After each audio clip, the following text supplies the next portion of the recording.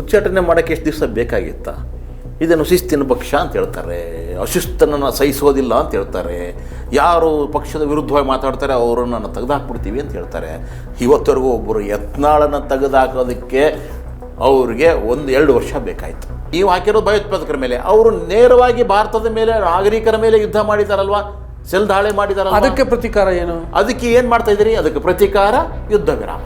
ಇದು ನಮ್ಮ ಡಿ.ಕೆ. ಶಿವಕುಮಾರ್ ಇದನ್ನೊಂದು ದಿನಕ್ಕೆ 10 ಸರ್ತಿ ಹೇಳ್ತಾರೆ, ಟೀಕೆಗಳು ಸಾಯುತ್ತವೆ, ಕೆಲಸಗಳು ಉಳಿಯುತ್ತವೆ. ಹಾಗಾದ್ರೆ ಆಯ್ತಪ್ಪ, ಟೀಕೆಗಳು ಸಾಯಿಲಿ ಪರವಾಗಿಲ್ಲ, ನಿಮ್ಮ ಕೆಲಸಗಳು ಏನಿದೆ ಉಳಿಯುವಂಥ ಕೆಲಸ. ಹಂಗಿದ್ರೆ ಟೀಕೆಗೆ ಪ್ರತಿಕ್ರಿಯಿಸುವ ಅಗತ್ಯನೇ ಇಲ್ಲ, ಬೇಕಿಲ್ಲ.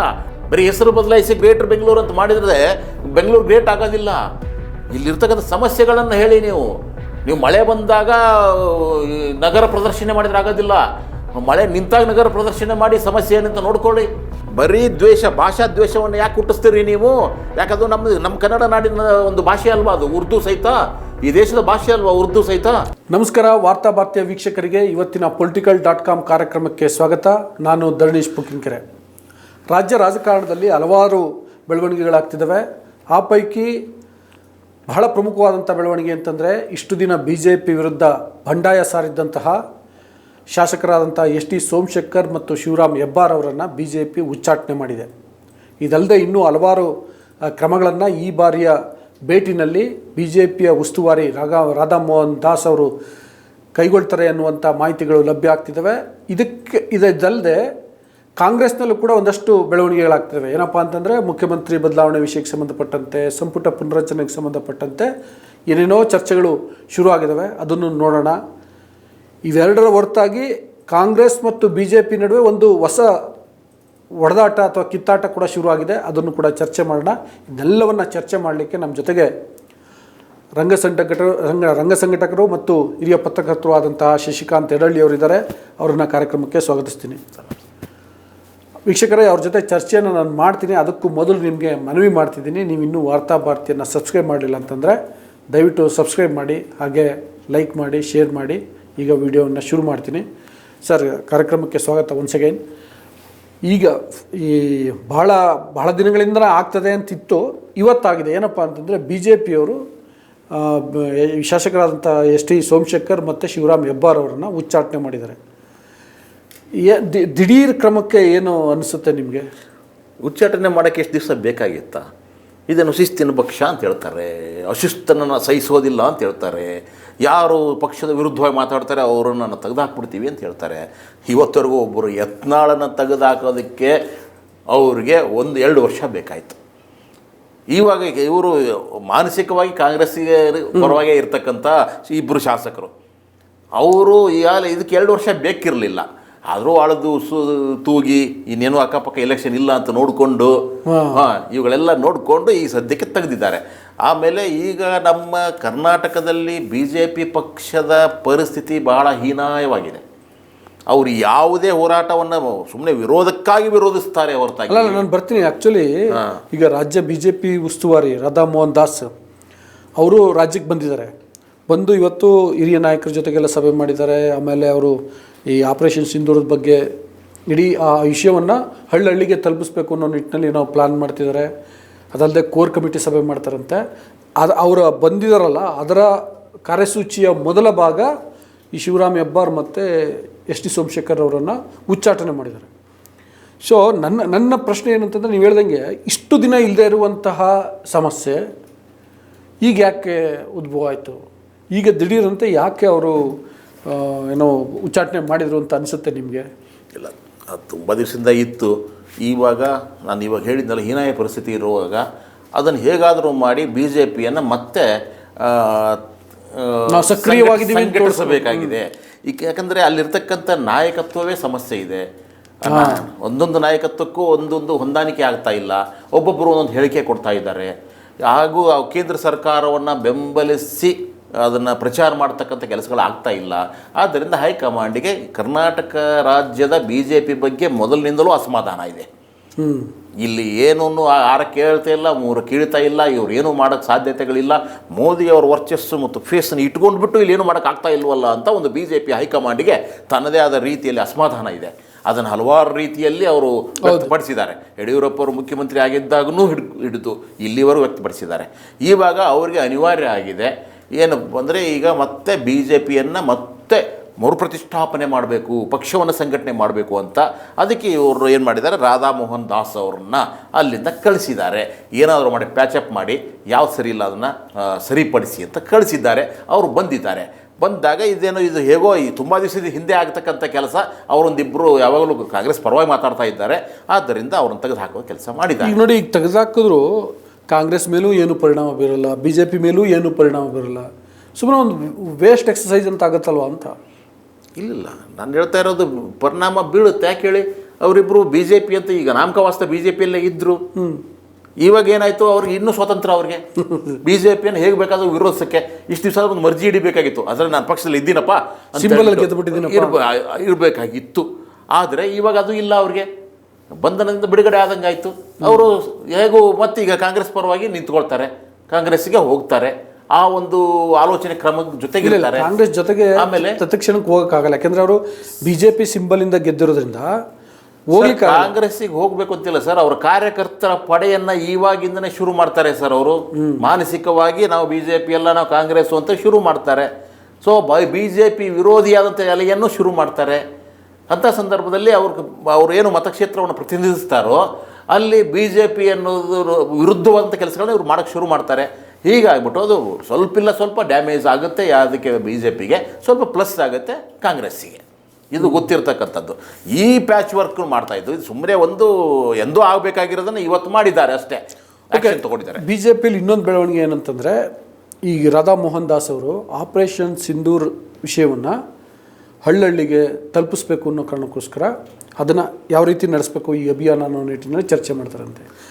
ಇವ್ರು ಯಾವ ಕಾರಣಕ್ಕೋಸ್ಕರ ಅದನ್ನು ತಲುಪಿಸ್ತಿದ್ದಾರೆ, ಅದನ್ನು ಕೂಡ ಒಂದು ಈ ಪಕ್ಷ ಸಂಘಟನೆಗೆ ಅಥವಾ ಚುನಾವಣೆಗೆ ಅಜೆಂಡಾ ಮಾಡ್ಕೊತಿದ್ದಾರೆ ಅಂತ ಅನ್ಸುತ್ತಾ ಸರ್? ಬಿ.ಜೆ.ಪಿಗೆ ಭಾವನಾತ್ಮಕ ವಿಷಯಗಳನ್ನ ಬಿಟ್ಬಿಟ್ಟು ಬೇರೆ ಅಜೆಂಡಾಗಳಿಲ್ಲ ಸರ್. ಅಲ್ಲಿ ಅವ್ರಿಗಿರೋದು ಇಷ್ಟೇ, ಅದೇ ಸಿಂಧೂರ, ಅದೇ ಶತ್ರುತ್ವ, ಅದೇ ಪಾಕಿಸ್ತಾನ, ಇದೇ ಒಂದು ಅಜೆಂಡಾಗಳನ್ನ ಇಟ್ಕೊಂಡು ಬಂದಿದ್ದಾರೆ. ಇವಾಗೂ ಸಹಿತ ಇದು ಆಪರೇಷನ್ ಸಿಂಧೂರ್ನೇ ಫೇಲ್ಯೂರ್ ಅಂತ ಜನರಿಗೆ ಗೊತ್ತಾಗೋಗ್ಬಿಟ್ಟಿದೆ. ಹೇಗೆ ಅನ್ನೋದು ನಿಮ್ಗೆ ಹೇಳ್ತಾ ಇದ್ದೀನಿ ನಿಮಗೆ. ಯಾಕೆ ಅಂತಂದರೆ ಹೆಸರನ್ನು ಇಟ್ಟರೂ ಪರವಾಗಿಲ್ಲ, ಯುದ್ಧ ಸಾರಿಸ್ತೀನಿ ಅಂತ ಹೇಳಿದ್ರು ಪರವಾಗಿಲ್ಲ, ಹುಡುಕಿ ಹೊಡಿತೀನಂದ್ರೂ ಪರವಾಗಿಲ್ಲ, ಆಯ್ತಾ? ನಾವೆಲ್ಲರೂ ಬೆಂಬಲಿಸಿದ್ದೀವಿ ಅವ್ರಿಗೆ. ಆಯ್ತಪ್ಪ, ಯಾವುದೋ ಕ್ರಿಮಿಗಳು ಬಂದು ಇಲ್ಲಿ ಒಂದು 26 ಜನರನ್ನು ಕೊಂದಿದ್ದಾರೆ, ಅವ್ರಿಗೆ ಶಿಕ್ಷೆ ಆಗಬೇಕು ಅಂತ. ಇವತ್ತಿನ ಈ ಕ್ಷಣದವರೆಗೂ ಆ 4 ಜನರಲ್ಲಿ ಒಬ್ಬರನ್ನು ಹಿಡಿಯೋಕ್ಕೆ ಸಾಧ್ಯ ಆಗಿಲ್ಲ. ಇದು ನಮ್ಮ ವೈಫಲ್ಯ. ಇಷ್ಟು ದೊಡ್ಡದಾಗಿರ್ತಕ್ಕಂಥ ಸೈನ್ಯ ಇಟ್ಕೊಂಡು, ಬೇಹುಗಾರಿಕೆ ಪಡೆ ಇಟ್ಕೊಂಡು ಸಾಧ್ಯ ಆಗಿಲ್ಲ. ಆಯಿತು, ಈಗ ಮೊದಲನೇದಾಗಿ ಯಾಕೆ ಯಾರನ್ನು ಕೇಳಿ ನೀವು ಯುದ್ಧ ವಿರಾಮವನ್ನು ಮಾಡಿಕೊಂಡ್ರಿ ಅನ್ನೋ ಪ್ರಶ್ನೆಯನ್ನು ದೇಶ ಕೇಳ್ತಾ ಇದೆ. ಹೌದು, ಯಾರನ್ನ ಕೇಳಿದ್ರಿ? ಯಾಕೆ ಅಂತಂದರೆ ನಾವು ಬಾಂಬ್ ಹಾಕಿದ್ದೀವಿ. ಯಾರ ಮೇಲೆ ಹಾಕಿದ್ದೀವಿ? ಇವ್ರ ಪ್ರಕಾರ 100 ಜನ ಭಯೋತ್ಪಾದಕರನ್ನು ಸಾಯಿಸಿದ್ದೀವಿ, ಅಲ್ಲಿರ್ತಕ್ಕಂಥ ಭಯೋತ್ಪಾದಕರ ನೆಲೆಗಳ ಮೇಲೆ ಬಾಂಬ್ ಹಾಕಿದ್ದೀವಿ ಅಂತ ಇವರು ಹೇಳ್ತಾ ಇದ್ದಾರೆ. ಸೊ ಆದ್ದರಿಂದ ಆಯ್ತಪ್ಪ, ಒಪ್ಪನ. ಆದರೆ ಪಾಕಿಸ್ತಾನದವರು ನಿನ್ನೆ ಬಿ.ಜೆ.ಪಿಯ ಜಮ್ಮು ಮತ್ತು ಕಾಶ್ಮೀರದಲ್ಲಿ ಇರತಕ್ಕಂಥ ಅಧ್ಯಕ್ಷರು ಏನು ಹೇಳಿದ್ದಾರೆ, ಅವರು ಸರ್ವೆ ಮಾಡಿ ಹೇಳಿದ್ದಾರೆ, ಪಾಕಿಸ್ತಾನದ ಅಪ್ರಚೋದಿತ ದಾಳಿಯಿಂದ 14 ಜನ ನಾಗರಿಕರು ಸತ್ತಿದ್ದಾರೆ, ಹಲವಾರು ಜನ ಗಾಯಗೊಂಡಿದ್ದಾರೆ, 20,000 ಮನೆಗಳು ಸರ್ವನಾಶ ಆಗಿದ್ದಾವೆ. ಅದರ 30 ಶಾಲೆಗಳ ಮೇಲೆ ನೀವು ಹಾಕಿರೋದು ಭಯೋತ್ಪಾದಕರ ಮೇಲೆ. ಅವರು ನೇರವಾಗಿ ಭಾರತದ ಮೇಲೆ, ನಾಗರಿಕರ ಮೇಲೆ ಯುದ್ಧ ಮಾಡಿದಾರಲ್ವಾ, ಸೆಲ್ ದಾಳಿ ಮಾಡಿದಾರಲ್ವಾ. ಅದಕ್ಕೆ ಪ್ರತೀಕಾರ ಏನು? ಅದಕ್ಕೆ ಏನು ಮಾಡ್ತಾ ಇದ್ದೀರಿ? ಅದಕ್ಕೆ ಪ್ರತೀಕಾರ ಯುದ್ಧ ವಿರಾಮ ಇವ್ರು ಮಾಡಿದ್ದು. ಅವರು ಬಾವುಟ ತೋರಿಸಿದ್ರಂತೆ, ಬಿಡಿದು ಇವರು ತೋರಿಸಿದ್ರಂತೆ. ಅಲ್ಲ, ಪಾಕಿಸ್ತಾನದ ವಿರುದ್ಧ ಎದುರುವ ಸ್ಥಿತಿಯಲ್ಲಿದೆಯಾ ಭಾರತ? ಪಾಕಿಸ್ತಾನದ ವಿರುದ್ಧ ಅಲ್ಲ, ಇವರು ಹೆದರ್ತಾ ಇರೋದು ಟ್ರಂಪ್ಗೆ, ಅಮೇರಿಕಕ್ಕೆ, ಅಲ್ಲಿರ್ತಕ್ಕಂಥ ವ್ಯಾಪಾರಿ ನೀತಿಗೆ, ಅಲ್ಲಿರ್ತಕ್ಕಂಥ ಟ್ಯಾಕ್ಸೇಷನ್ಗೆ. ಈಗ ನಿಮ್ಗೆ ಗಮನಿಸ್ತಾ ಬನ್ನಿ ನೀವು, ಭಾರತ ಸುತ್ತಮುತ್ತ ಶತ್ರುಗಳೇ ಆಗ್ಬಿಟ್ಟಿದ್ದಾರೆ. ಹೌದು, ಇವರು ವಿದೇಶಾಂಗ ನೀತಿ ಹೇಗಿದೆ ಅಂತಂದರೆ, ಚೈನಾ ಎಲ್ಲವನ್ನೂ ಸಹಿತ ಸಂಘಟನೆ ಮಾಡ್ತಾ ಇದೆ ಸುತ್ತಮುತ್ತ ಎಲ್ಲ. ನೀವು ಬಾಂಗ್ಲಾ ತೆಗೆದುಕೊಳ್ಳಿ, ನಮ್ಮ ಭಾರತ ದೊಡ್ಡ ದೊಡ್ಡ ದೇಶಗಳು ಬೇಡಕ್ಕೆ ಬೇಡ, ಭೂತಾನ್ ಅಂತ ದೇಶ ಕೂಡ ಭಾರತಕ್ಕೆ ಸಪೋರ್ಟ್ ಮಾಡ್ತಾ ಇಲ್ಲ, ಶ್ರೀಲಂಕಾ ಸಪೋರ್ಟ್ ಮಾಡ್ತಾ ಇಲ್ಲ, ಯಾವುದು ಸಪೋರ್ಟ್ ಮಾಡ್ತಾ ಇದ್ದ ಸಂದರ್ಭದಲ್ಲಿ ಶತ್ರುಗಳನ್ನು ಸಂಪೂರ್ಣವಾಗಿ ಸುತ್ತಲೂ ಇಟ್ಟುಕೊಂಡು ಈಗ ಭಾರತಕ್ಕೆ ಏನು ಮಾಡಬೇಕು, ಒಬ್ಬ ದೊಡ್ಡನ್ನ ಬೇಕಾಗಿದ್ದಾನೆ, ಅವನು ಸಪೋರ್ಟ್ ಬೇಕಾಗಿದೆ. ಸೊ ಆದ್ದರಿಂದ ಅವನು ಏನು ಮಾಡ್ತಾನೆ, ಒಂಥರ ಬಫೂನ್ ಥರ ಇರೋವಂಥ ಒಬ್ಬ ಟ್ರಂಪು ನಿಮಗೆ ಟ್ಯಾಕ್ಸ್ ಟೆರರಿಸಮ್ ಮಾಡ್ತಾ ಇದ್ದಾರೆ, ಆಯಿತಾ? ಅದು ಅವರು ಮೊದಲು ಭಾರತ ಮಿತ್ರ ದೇಶ ಅಂತ ಹೇಳ್ಕೊಂಡೆ ಭಾರತದ ಬೆನ್ನಿಗೆ ಚೂರಿ ಹಾಕೋ ಕೆಲಸವನ್ನು ಮಾಡ್ತಾ ಇದ್ದಾರೆ. ಗಟ್ಟಿಯಾಗಿ ಅದನ್ನು ವಿರೋಧಿಸುವ ತಾಕತ್ತು ಭಾರತದ ಈ ಸದ್ಯಕ್ಕಿರ್ತಕ್ಕಂಥ ಆಡಳಿತಕ್ಕಿಲ್ಲ. ಈ ಸಂದರ್ಭದಲ್ಲಿ ನಾವು ಯಾವ ರೀತಿಯಾದ ಗಟ್ಟಿಯಾದ ನಿಲುವನ್ನು ತೆಗೆದುಕೊಳ್ಬೇಕು. ಒಂದು ಸರ್ತಿ ಯುದ್ಧ ಶುರು ಆಗಿದೆ ಅಂತಂದಾಗ ಮತ್ತೆ ಇಷ್ಟೆಲ್ಲ ಇದ್ದು ಕೂಡ ಈ ರಾಜ್ಯ BJPಯವರು ಆಪರೇಷನ್ ಸಿಂಧೂರನ್ನ ತಗೊಂಡು ಹಳ್ಳಿಗೆ ಹೋಗೋದು ಅಥವಾ ಜನರ ಹತ್ರಕ್ಕೆ ಹೋಗಿ ಯಾವ ಮುಖ ಇಟ್ಕೊಂಡು ಹೋಗ್ತಾರೆ? ಅವರೇ ಬೆತ್ತಲಾಗ್ತಾ ಹೋಗ್ತಾರೆ. ಆದರೆ ಅದ್ರ ಬೆತ್ತಲು ಮಾಡೋ ಕೆಲಸವನ್ನು ಯಾರು ಮಾಡಬೇಕು ಅಂತಂದ್ರೆ ಈ ಕಾಂಗ್ರೆಸ್ ಮಾಡ್ಬೋದಾಗಿತ್ತು. ಆಯ್ತಾ, ಇವೆಲ್ಲ ಪಾಯಿಂಟ್ಸ್ ಮೇಲೆ ಅಂತ ಏನು ನಿರೀಕ್ಷೆ ಇಟ್ಕೊಳ್ಳಂಗಿಲ್ಲ ಬಿಡಿ, ಅವ್ರೇನು ಮಾಡಲ್ಲ. ನಾನು ಹೇಳೋದು ಬರೀ ಮಾತಾಡ್ತೀರಾ, ನಮ್ಮ ದೇಹದಲ್ಲಿ ರಕ್ತ ಇಲ್ಲ, ಬರೀ ಸಿಂಧೂರ ಇದೆ, ಕುದಿತಾ ಇದೆ ಅಂತ ಹೇಳಿದಿದೆಯಲ್ವಾ, ಇವೆಲ್ಲವೂ ಸಹಿತ ಮಾತುಗಳನ್ರಿ ಇವೆಲ್ಲ ಹೇಳೋದು. ಹಿಂದೆ ಒಂದು ಮಾತು ಹೇಳಿದರು, ಯಾರೂ ನಂಬಲಿಲ್ಲ, ಆದರೂ ನಂಬಿಸೋ ಪ್ರಯತ್ನ ಮಾಡಿದರು. ಏನು ಅಂತಂದರೆ ನಾನು ಅಜೈವಿಕವಾಗಿ ಹುಟ್ಟಿದವನು ಅಂತ ಹೇಳ್ಬಿಟ್ಟು, ಅಪ್ಪ ಅಮ್ಮಂದ ಹುಟ್ಟಲಿಲ್ಲ ನಾವು, ಅಂದರೆ ವರದಾನದಿಂದ ಹುಟ್ಟಿದಂಥ ವ್ಯಕ್ತಿ ಅಂತ ಹೇಳಿದರು. ಇವಾಗ ನೋಡಿದರೆ ನಮ್ಮಲ್ಲಿ ರಕ್ತನೇ ಇಲ್ಲ, ಸಿಂಧೂರ ಇದೆ ಅಂತ ಹೇಳ್ತಾ ಇದ್ದಾರೆ. ಇವೆಲ್ಲ ಭಾವನಾತ್ಮಕವಾಗಿ ಜನರನ್ನು ಮರುಳು ಮಾಡುವ ಕೆಲಸವನ್ನು ಮಾಡ್ತಾ ಬಂದಿದ್ದೀರಿ. ಆ ಕೆಲಸವನ್ನು ಮಾಡಲಿಕ್ಕೆ ಇಲ್ಲಿ ಪ್ರಯತ್ನಗಳು ನಡೀತಾ ಇದ್ದಾವೆ. ಅದಕ್ಕೆ ಆಪರೇಷನ್ ಸಿಂಧೂರವನ್ನು ಜನರ ತಲುಪಬೇಕು ಅಂತ ಹೇಳ್ತಾರೆ ಅವರು ಎಲ್ಲಿಯವರು. ಯಾಕಂದರೆ ಆಪರೇಷನ್ ಸಿಂಧೂರ ಅವ್ರು ಎಷ್ಟೇ ಬೇಕಾದ ಹೇಳಿದ್ರು ಸಹಿತ ಅದು ಈ ದೇಶಕ್ಕೆ ಮಾಡೋಂಥ ದ್ರೋಹ. ಯಾಕೆ ಅಂತಂದರೆ ಕದನ ವಿರಾಮ ಮಾಡ್ಕೊಳ್ಳದೇ ಇರತಕ್ಕಂಥ ಸಂದರ್ಭದಲ್ಲಿ, ಬೇಕಾಗಿಲ್ಲದೆ ಇರತಕ್ಕಂಥ ಸಂದರ್ಭದಲ್ಲಿ ದಿಢೀರಂತ ಅಲ್ಲಲ್ಲ. ಈಗ ಆ್ಯಕ್ಚುಲಿ ನೀವು ಅವಾಗ ಹೇಳಿದ್ರಿ ಭಾರತದ ಸುತ್ತ ನೆರೆಯ ರಾಷ್ಟ್ರಗಳು ಅಂತ. ಹಂಗೆ ನೋಡಿದ್ರೆ ಪಾಕಿಸ್ತಾನಕ್ಕೂ ಕೂಡ ಬಹಳ ದೊಡ್ಡ ಬೆಂಬಲ ಏನು ವ್ಯಕ್ತ ಆಗಿರಲಿಲ್ಲ, ಅಮೇರಿಕ ಮತ್ತು ಟರ್ಕಿ ಬಿಟ್ಟರೆ. ಈಗ ನಿಜಕ್ಕೂ ಪಾಕಿಸ್ತಾನವನ್ನು ಸೆದೆ ಬಡಿಬೋದಿತ್ತು, ಬುದ್ಧಿ ಕಲಿಸ್ಬೋದಿತ್ತು, ಅಲ್ಲಿರುವಂಥ ಉಗ್ರರಿಗೆ ಪಾಠ ಕಲಿಸ್ಬೋದಾಗಿತ್ತು. ಇಂಥ ಅವಕಾಶವನ್ನು ಕೈ ಚೆಲ್ಬಿಟ್ರಲ್ವಾ ಅಂತ ಅನ್ಸುತ್ತೆ ಸರ್. ಪಾಕ್ ಆಕ್ರಮಿತ ಕಾಶ್ಮೀರವನ್ನು ಇದೇ ಒಂದು ಸಂದರ್ಭದಲ್ಲಿ ವಾಪಸ್ ಬಡಿಯುವ ಚಾನ್ಸಸ್ಗಳಿತ್ತು, ಅದನ್ನು ಮಾಡಲಿಲ್ಲ. ಎಲ್ಲ ಭಯೋತ್ಪಾದಕ ನೆಲೆಗಳನ್ನು ಸಂಪೂರ್ಣ ಸರ್ವನಾಶ ಮಾಡುವ ಎಲ್ಲ ಅವಕಾಶಗಳಿತ್ತು, ಅದನ್ನು ಮಾಡಲಿಲ್ಲ. ಆದರೂ ಸಹಿತ ಪಾಕಿಸ್ತಾನವನ್ನು ಬೆತ್ತಲೆ ಮಾಡ್ಬೋದಾಗಿತ್ತು, ಮಾಡಲಿಲ್ಲ. ಆಮೇಲೆ ನೇರವಾಗಿ ಪಾಕಿಸ್ತಾನಕ್ಕೆ ಅಟ್ಲೀಸ್ಟ್ ಗಟ್ಟಿಯಾಗಿ ಎದೆ ತಟ್ಕೊಂಡು 2-3 ದೇಶನಾದರೂ ನಿಂತ್ಕೊಳ್ತು. ಭಾರತದ ಪರವಾಗಿ ಯಾರು ನಿಂತ್ಕೊಳ್ಳೋದು ಹೇಳ್ಬಿಡಿ ನನಗೆ. ಯಾವ ದೇಶ ಭಾರತದ ಪರವಾಗಿ ನಿಂತ್ಕೊಳ್ತು? ಇಲ್ವಲ್ಲ. ಭಯೋತ್ಪಾದನೆ ತಪ್ಪು, ಅಲ್ಲಿ ಸಾಯಿಸಿರೋದು ತಪ್ಪು ಅಂತ ಎಲ್ಲರೂ ಹೇಳ್ತಾರೆ. ಆದರೆ ಭಾರತ ಮಾಡ್ತಕ್ಕಂಥ ಯುದ್ಧ ಸರಿಯಾಗಿದೆ. ಪಾಕಿಸ್ತಾನ ಪರ ಚೀನಾ ಕೂಡ ಇತ್ತು, ಚೀನಾ ಇತ್ತು, ಟರ್ಕಿ ಇತ್ತು, ಇನ್ನೊಂದು ದೇಶ ಇತ್ತು, ಒಟ್ಟು 3 ದೇಶಗಳು. ಅಮೇರಿಕ ಏನೋ ನ್ಯೂಟ್ರಲ್ ಅಂತ ಹೇಳ್ಕೊಂಡು ನಾಟಕ ಮಾಡ್ತಾ ಪಾಕಿಸ್ತಾನ ಪರ ಇತ್ತು. ಪಾಕಿಸ್ತಾನವು ಸರಿ ಸರ್. ಈಗ ನಾನು ನಮ್ಮ ರಾಜ್ಯದ ವಿಷಯಕ್ಕೆ ಬರೋದಾದ್ರೆ ಇದನ್ನ ಅದೇ ಜನಕ್ಕೆ ಕನ್ವಿನ್ಸ್ ಆಗುತ್ತಾ ಇದು ಅಂತ, ಈ ಆಪರೇಷನ್ ಸಿಂಧೂರದ ಬಗ್ಗೆ ಇವ್ರು ಹೋಗಿ ಹೇಳಿ ಜನರನ್ನ ದಾರಿ ತಪ್ಪಿಸುವಂಥ ಪ್ರಯತ್ನ ಮಾಡಿದ್ರೆ ಅದು ಕನ್ವಿನ್ಸ್ ಆಗುತ್ತಾ ಅನ್ನೋದು ಜನರು ಅಂದ್ರೆ ಅರ್ಥ ಮಾಡ್ಕೊಳ್ಳಿ. ಜನರಲ್ಲಿ ಒಂದು ಸಣ್ಣ ಸೆಕ್ಟರ್ ಇದೆ, ಅದು ಯಾರು ಅಂತಂದರೆ ಈ ಮೋದಿ ಅಂಧ ಭಕ್ತರದು. ಆಯ್ತಾ, ಅವ್ರು ಏನು ಮಾಡ್ತಾರೆ, ನಾಳೆಯಿಂದ ಸುಮ್ಮನೆ ಒಂದು ಕೇಸರಿ ಬಾವುಟ ಹಿಡ್ಕೊಂಡು ಅಥವಾ ಸಿಂಧೂರ ಹೊಡ್ಕೊಂಡು ಆಪರೇಷನ್ ಸಿಂಧೂರ ಅಂತ ಬೀದಿ ಅಲಿತಾರೆ. ಅವ್ರು ಅನ್ಕೊಳ್ತಾರೆ ಜನರಿಗೆ ತಲುಪಿದ್ದೀವಿ ಅಂತ ಹೇಳ್ಬಿಟ್ಟು. ಆದರೆ ಅದನ್ನು ಕೌಂಟ್ರ್ ಮಾಡೋ ಕೆಲಸವನ್ನು ಯಾರು ಮಾಡಬೇಕು? ಕಾಂಗ್ರೆಸ್ ಮಾಡಬೇಕು, ಪ್ರಗತಿಪರರು ಮಾಡಬೇಕು, ಸಂಘಟನೆಗಳು ಮಾಡಬೇಕು, ಆಯ್ತಾ, ಸಾಹಿತಿಗಳು ಮಾಡಬೇಕು, ಕಲಾವಿದರು ಮಾಡಬೇಕು.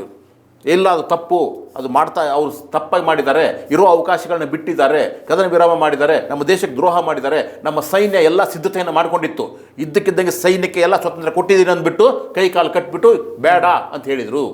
ಸೊ ಈ ರೀತಿಯಾದಂಥ ವಿಚಾರಗಳನ್ನು ಜನರಿಗೆ ಮಾಧ್ಯಮಗಳ ಮೂಲಕ, ಪ್ರಚಾರದ ಮೂಲಕ ತಲುಪಿಸುವ ಕೆಲಸವನ್ನು ಮಾಡಿದಾಗ ಮಾತ್ರ ಇವರು ಏನು ಒಂದು ಭಾವನಾತ್ಮಕವಾಗಿ ಜನರನ್ನು ಪ್ರಚೋದನೆ ಮಾಡಲಿಕ್ಕೆ ಪ್ರಯತ್ನ ಮಾಡ್ತಾ ಇದ್ದಾರೋ ಅದನ್ನು ವಿಫಲ ಮಾಡಲಿಕ್ಕೆ ಸಾಧ್ಯತೆಗಳು ಇದೆ. ಅದನ್ನು ಸುಮ್ಮನೆ ಸೂಕ್ಷ್ಮ ಗಮನಿಸಿ. ಆದರೆ ಅವ್ರ ಇಶ್ಯೂ ಬೇಕು, ಏನೋ ಒಂದು ಇಶ್ಯೂ ಬೇಕು.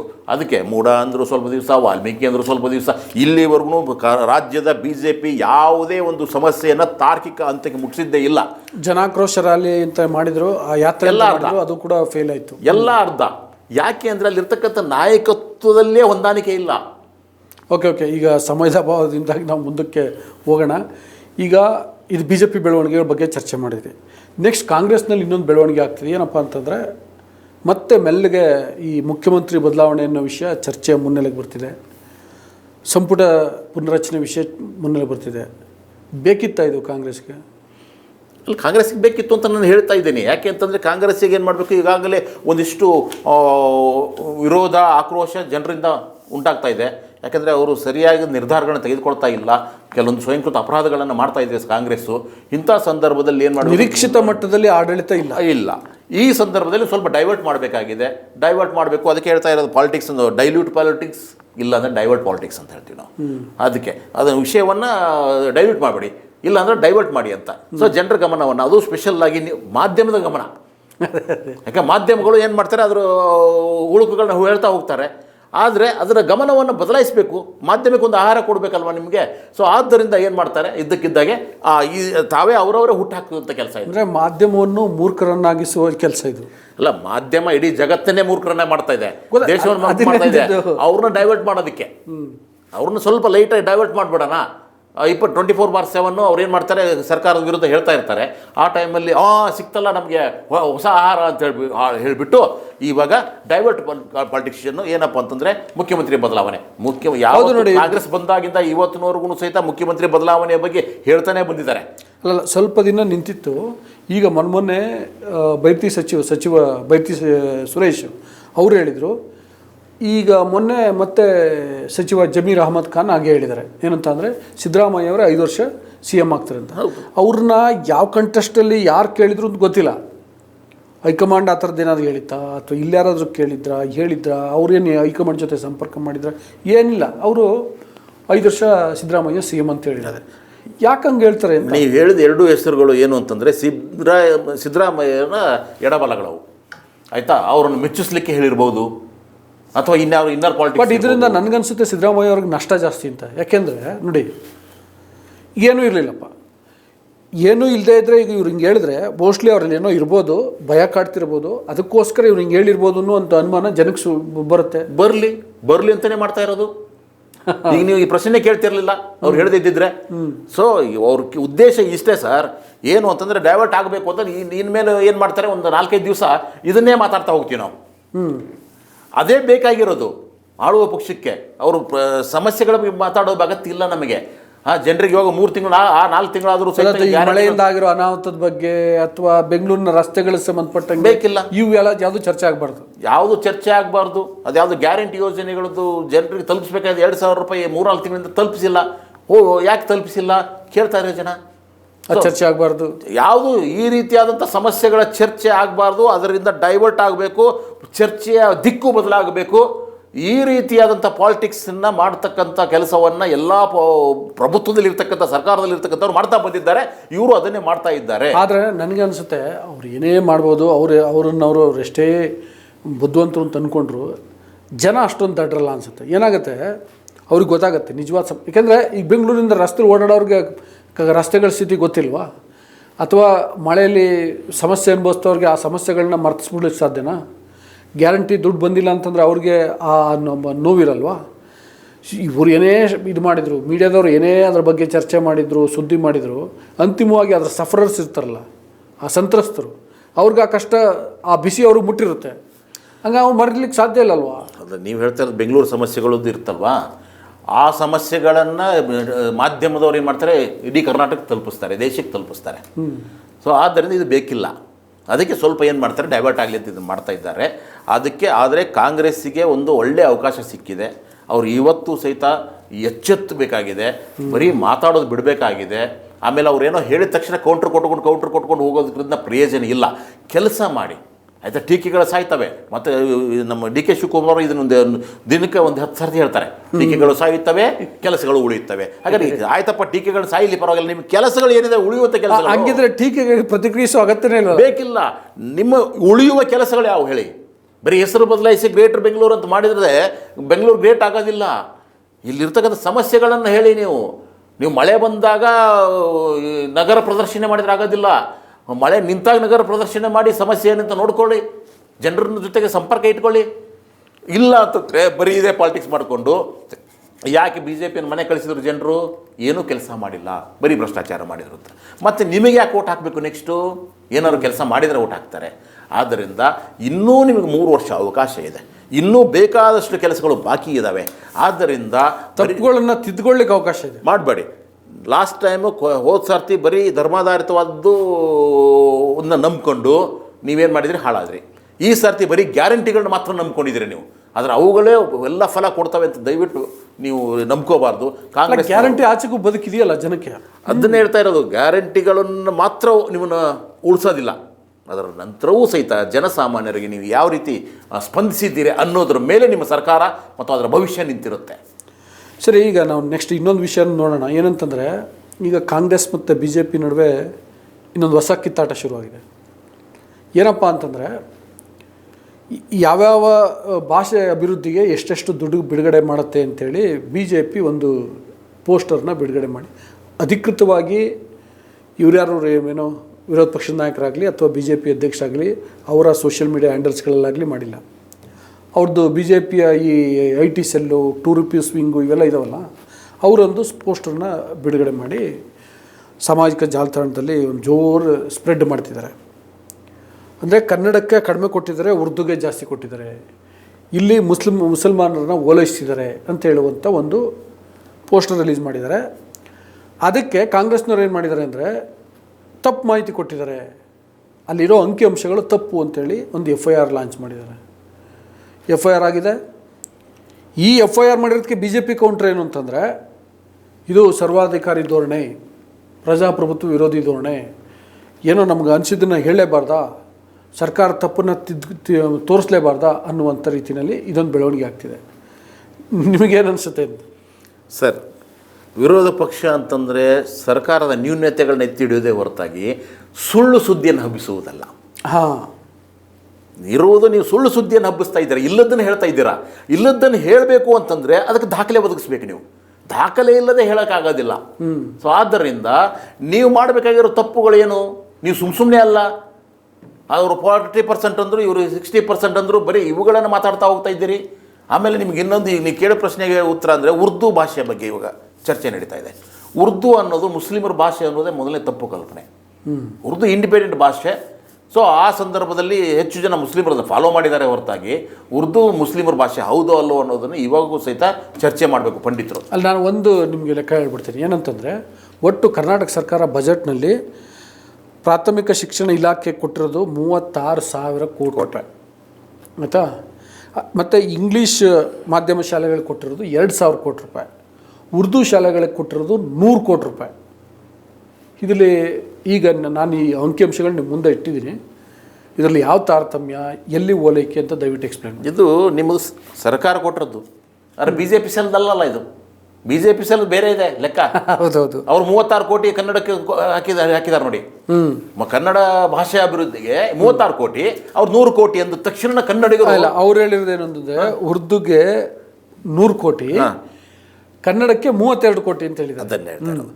ಅಂದರೆ ತಪ್ಪು. 36,000 ಕೋಟಿ ಕೊಟ್ಟಿದ್ರೆ ಇವರು 32 ಕೋಟಿ ಕೊಟ್ಟಿದ್ದಾರೆ. ಅಲ್ಲಿ 32 ಕೋಟಿ 36,000 ಕೋಟಿನ ಕನ್ನಡಕ್ಕೆ ಅಂತ ಪ್ರಾಥಮಿಕ ಶಾಲೆಗಳ ಅಭಿವೃದ್ಧಿಗಾಗಿ ಅಲ್ವಾ ಸರ್? ಅದು ಅದರಲ್ಲಿ ಅಲ್ಲಿ ಕನ್ನಡ ಇರಲ್ವಾ? ಕನ್ನಡದ ಅಭಿವೃದ್ಧಿ ಆಗಲ್ವಾ? ಮಕ್ಕಳು ಕನ್ನಡ ಕಲಿಯಲ್ವಾ? ಹಾಂ, ಹೌದು. ಇವರು ಈಗ 32 ಕೋಟಿನ ಈಗ ಫಾರ್ ಎಕ್ಸಾಂಪಲ್ ಶಾಸ್ತ್ರೀಯ ಭಾಷೆಗೆ ಅನ್ನೋ ಕಾರಣಕ್ಕೋಸ್ಕರ ಕೊಟ್ಟಿರ್ತಾರೆ ಅಂತ ತಿಳ್ಕೊಳ್ಳಿ. ಅದನ್ನು ನೀವು ಎಂಟೈರ್ ಕನ್ನಡಕ್ಕೆ ಕೊಟ್ಟಿದ್ದು ಅಂತಂದರೆ ಆ 36,000 ಕೋಟಿ ಕೊಟ್ಟಿದ್ದು ದುಡ್ಡಲ್ವಾ? ಉರ್ದುಗೆ ಅಲ್ಲ ಸರ್ ಕೊಟ್ಟಿದ್ದು ಉರ್ದು ಶಾಲೆಗಳಿಗೆ. ಶಾಲೆಗಳು ಬೀಳೋದ ಪರಿಸ್ಥಿತಿಯಲ್ಲಿ ಇದಾವೆ, ಅವುಗಳ ಜೀರ್ಣೋದ್ಧಾರ ಆಗಲಿ.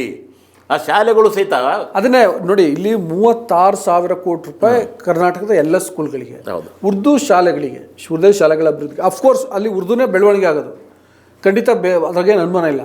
ಆದರೂ ಕೊಟ್ಟಿರೋದು 100 ಕೋಟಿ ರೂಪಾಯಿ. ಇಲ್ಲಿ ಹೆಂಗೆ ಓಲೈಕೆ ಆಗುತ್ತೆ ಸರ್? ನಮಗೇನು ಸುಳ್ಳು ಹೇಳೋದಕ್ಕೇನು ಆಯ್ತಾ? ಸುಳ್ಳು ಹೇಳ್ತೀವಿ. 32 ಕೋಟಿಯಿಂದ ಅವರು 36,000 ಕೊಟ್ಟಿದ್ದಾರೆ, 32 ಕೊಟ್ಟಿದ್ದಾರೆ ನೋಡಿ ಸರ್, ಅವ್ರಿಗೆ 100.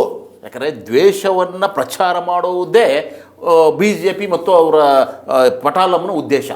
ಸೊ ಆದ್ದರಿಂದ ಸರ್ಕಾರ ಏನೇ ಮಾಡಿದ್ರು ಹಾಗಾದರೆ ಯಾಕೆ ಸರ್ FIR ಮಾಡಬಾರ್ದು? ಇವಾಗ 36,000 ಕೋಟಿ ರೂಪಾಯಿ ನಾವು ಪ್ರಾಥಮಿಕ ಶಿಕ್ಷಣಕ್ಕೆ ಕೊಟ್ಟಿದ್ದೀವಿ, ಇವರು 32 ಕೋಟಿ ಕೊಟ್ಟಿದ್ದೀವಿ ಅಂತ ಹೇಳ್ತಾ ಇದ್ದಾರೆ, ತಪ್ಪು ಹೇಳ್ತಾ ಇದ್ದಾರೆ. ಅದು ದೊಡ್ಡ ದೊಡ್ಡ ಜಾಹೀರಾತುಗಳನ್ನು ಕೊಡ್ತಾ ಇದ್ದಾರೆ.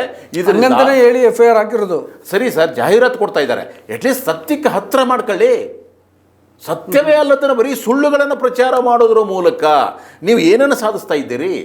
ಜನರನ್ನು ಎಷ್ಟು ದಿವಸ ಅಂತ ಮೂರ್ಖರನ್ನಾಗಿ ಮಾಡ್ತಾ ಇದ್ದೀರಿ. ಆದ್ದರಿಂದ ನೀವು ಯಾರೇ ಇರಲಿ, ಕೇಂದ್ರ ಸರ್ಕಾರದಲ್ಲಿ ಕಾಂಗ್ರೆಸ್ ಇರಲಿ, ಅಪೋಸಿಷನ್ನು ಇಲ್ಲಿ BJP ಇರಲಿ, ನೀವು ಆಧಾರಗಳನ್ನು ಇಟ್ಟುಕೊಂಡು ಯಾವ ಆಳುವ ಪಕ್ಷ ಇರುತ್ತೋ ಆ ಪಕ್ಷವನ್ನು ನೀವು ಟೀಕೆ ಮಾಡಿ, ಆ ಪಕ್ಷವನ್ನು ವಿಮರ್ಶೆ ಮಾಡಿ, ಆ ಪಕ್ಷದ ಕುರಿತು ನೀವು ಜಾಹೀರಾತು ಕೊಡಿ, ಬೇಡ ಅನ್ನೋದಿಲ್ಲ.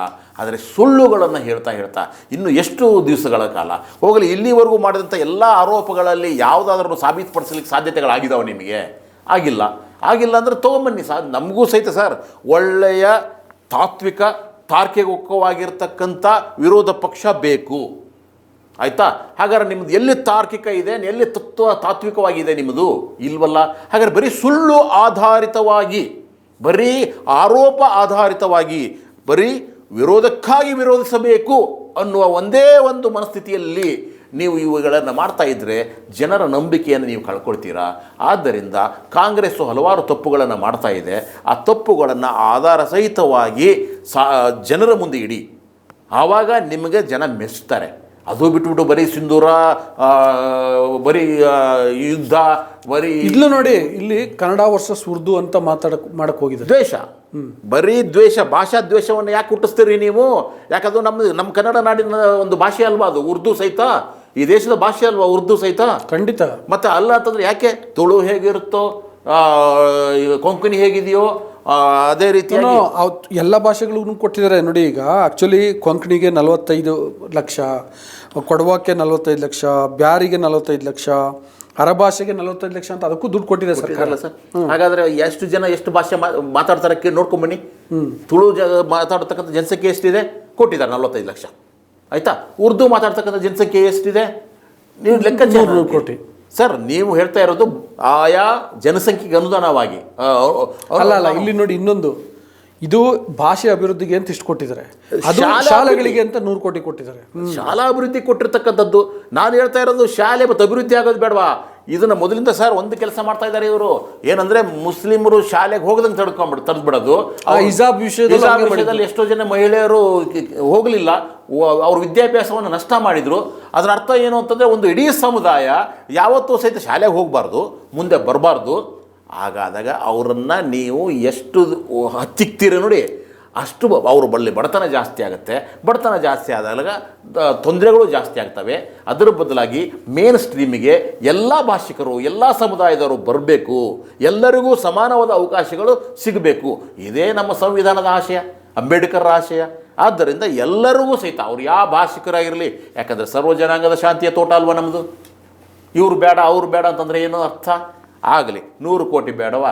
ಅವರು ಒಂದು ಕೆಲಸ ಮಾಡಿಬಿಡಿ ಸ್ವಾಮಿ, ಎಷ್ಟು ಜನ ಎಷ್ಟು ಭಾಷೆ ಮಾತಾಡ್ತಾರೆ? ಅಲ್ಲಲ್ಲ, ಹಂಗೆ ನೋಡಿದ್ರೆ ಆ್ಯಕ್ಚುಲಿ ನೋಡಿ, ಈಗ ಫಾರ್ ಎಕ್ಸಾಂಪಲ್ ಉರ್ದು ಭಾಷೆ ನೋಡಿದ್ರೆ ಅವ್ರದ್ದು ಒಂದು 13% ಇದೆ. 2011 ಸೆನ್ಸಸ್ ಪ್ರಕಾರ 13% ಅಂತ ಇದೆ. 13% ಆಯ್ತಾ? ಅವ್ರಿಗೆ ಕೊಟ್ಟಿರೋದು 100 ಕೋಟಿ ಅಂತಂದರೆ ಕಡಿಮೆ ಆಯಿತು. ಅವ್ರಿಗೆ ಆ್ಯಕ್ಚುಲಿ ನಮ್ಮ ಬಜೆಟ್ನ ಪ್ರಕಾರ ಕೊಡಬೇಕು ಅಂತಂದರೆ ಹೆಚ್ಚು ಕಮ್ಮಿ ಒಂದು 4,000 ಕೋಟಿ ರೂಪಾಯಿನಷ್ಟು ಕೊಡಬೇಕಾಗಿತ್ತು. ಆಯಿತಾ? ನೋಡಿದ್ರೆ ಕಡಿಮೆ ಕೊಟ್ಟಿದ್ದಾರೆ. ಆದರೂ ವಿವಾದ ಇಲ್ಲಿ ಅದು ನೀವು ಹೇಳ್ದಂಗೆ ಆಗ ವಿರೋಧ ಮಾಡಬೇಕು ಅಂತಲೇ ವಿವಾದ ಮಾಡಬೇಕು ಅಂತಲೇ ವಿವಾದ. ಇದು ನಿಜ ಹೇಳ್ತಾ ಇದ್ದೀನಿ. ಜನರನ್ನು ನೀವು ಎಷ್ಟೇ ಸುಳ್ಳುಗಳು, ಯಾಕಂದರೆ ಸರ್ ಸುಳ್ಳುಗಳನ್ನು 100 ಸರ್ತಿ ಹೇಳಿ ಗೋಬೆಲ್ ಸಿದ್ಧಾಂತವನ್ನು ಇವಾಗ ವರ್ಕೌಟ್ ಆಗಲ್ಲ ಸರ್. ಜನ ಪ್ರಜ್ಞಾವಂತರಾಗಿದ್ದಾರೆ, ಸೊ ಅವರು ಅರ್ಥ ಮಾಡ್ಕೊಳ್ತಾರೆ. ಆದ್ದರಿಂದ ಆಮೇಲೆ ಸುಳ್ಳುಗಳು ಹೆಚ್ಚಾದಂಗೆ ಏನಾಗುತ್ತೆ, ಇವರು FIR ಆಗ್ತಾರೆ. ರಾಜಕೀಯ ಸ್ಟಂಟ್ಸ್ಗಳು FIR ಬೇಕಿರಲಿಲ್ಲ. ಯಾಕಂದರೆ ಇವರು BJP ಸರ್ಕಾರ ಇದ್ದಾಗ ಕಾಂಗ್ರೆಸ್ನವರು ಆರೋಪ ಮಾಡಿದ್ದಾರೆ 40% ಅದು ಇವತ್ತರೆಗೂ ನಿರ್ಣಾಯಕವಾಗಿ, ತಾತ್ವಿಕವಾಗಿ, ತಾರ್ಕಿಕವಾಗಿ ಅಂತ ಆಗಿಲ್ಲ. ಅದು 40%. ಅಲ್ಲಲ್ಲ, ಇಲ್ಲಿ ಸರ್ಕಾರದ ಒಂದು ವೈಫಲ್ಯ ಕೂಡ ಇದೆ. ಹೌದು, ಅವ್ರು ಸುಳ್ಳು ಹೇಳಿದಿರ್ತಾನೆ, ಸತ್ಯ ಏನು ಅಂತ ಸರ್ಕಾರ ಹೇಳ್ಬೇಕಲ್ಲ. ಅದು ಸರ್ಕಾರ ನಿಮ್ಮ ಎಷ್ಟು ಮಿನಿಸ್ಟರ್ ಇದ್ದಾರಲ್ಲ ಸ್ವಾಮಿ, ಅದೆಷ್ಟು ಶಾಸಕರು, ಕನ್ನಡ ಕಲ್ಚರ್ ಬೇರೆದು ಬಿಡಿ ಸರ್, ಕನ್ನಡ ಕಲ್ಚರ್ ಮಿನಿಸ್ಟ್ರು ಹೇಳ್ಬೇಕಲ್ಲ.